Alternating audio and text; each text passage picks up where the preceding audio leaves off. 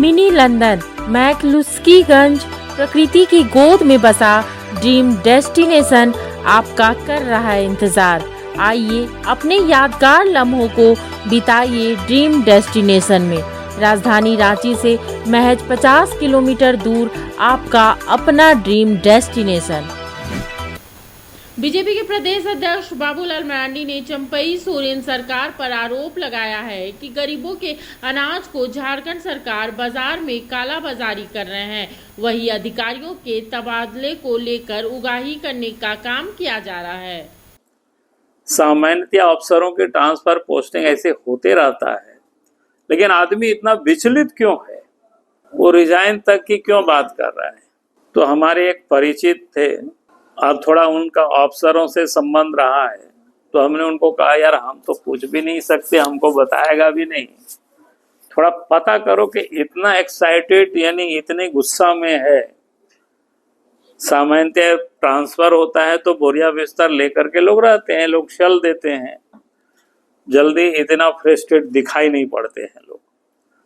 फिर उन्होंने बात किया तो हमको बताया कि सर उन्होंने बताया 40-30 लाख दे करके आए हैं, और दूसरा जो आया 40 लाख ये तो चला गया। मैंने कहा से, तो इसलिए वो बखलाया हुआ है। तो मैं इसलिए इस बात को यहाँ बता रहा था किस प्रकार से इस राज्य में उगाही हो रही है। और इसलिए आप देखेंगे पुलिस पदाधिकारी भी टूल्स की तरह काम करता है सरकार की। जनता अगर दफ्तरों में पहुंचते हैं तो कोई सुनने वाला नहीं है, कोई देखने वाला नहीं है। तो ये राज्य की ये हालत है। तो देश के प्रधानमंत्री जी ने वैसे गरीब वैसे 80 करोड़ की आबादी को, जितना यूरोप और अमेरिका की आबादी है मिलाकर के, उतनी आबादी को यानी 80 करोड़ की आबादी को मुफ्त में प्रत्येक महीना 5 किलो अनाज उपलब्ध कराना। ये अलग बात है कि झारखंड सरकार उसको भी ठीक प्रकार से गरीबों के यहाँ तक पहुंचा नहीं पा रही है। कल ही हम लिट्टीपाड़ा में थे, एक सार्वजनिक कार्यक्रम था, वहां प्रीमिटिव ट्राइब यानी पहाड़िया लोग हमसे मिले, आवेदन दिया है, अभी भी आवेदन मेरे पास पड़ा हुआ है।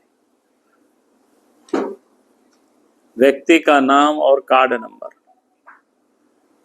2023 के अक्टूबर नवंबर में अनाज गरीबों को मिला ही नहीं। तो आप सोच सकते हो जो देश के प्रधानमंत्री मुफ्त में जो अनाज भेज रही है गरीबों के लिए, उस अनाज को भी गरीबों के घरों तक पहुंचा नहीं पा रहे, उसको भी बाजारों में वो बेच दे रहे हैं। और जब इनके ऊपर जांच पड़ताल होता है तो कहता है कि भाई हमको फंसाया जा रहा है। तो आज झारखंड की जो हालत है वो किसी से छुपा हुआ नहीं है।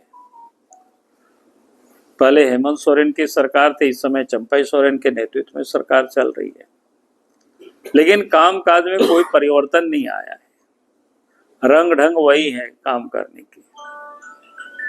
पहले भी ट्रांसफर पोस्टिंगों में अफसरों से पैसा लिया जाता था, नदी के बालू को भी बेचा जा रहा था, यूं ही ऐसे ही कोयला है, पत्थर है, लोहा है, यहाँ तक कि जमीन के भी जो धंधा है पूरे प्रदेश में जोर शोर से है। इसका जमीन उसके नाम से कर दो, सरकारी जमीन है किसी के नाम से पट्टा बना करके बंदोबस्त करके उसको भी बेच डालो। यानी कुल मिलाकर के आज राज्य में जो स्थिति अराजकता की स्थिति है। जब टूटती है आस, जब थकती है सांस, जब रूठते हैं अपने मुंह मोड़ता है जमाना, जब अंगड़ाई लेता है संकल्प, फिर बनती है कहानी, बनते हैं अनमिट निशान। देखिए मेरे साथ संघर्ष की दास्तान।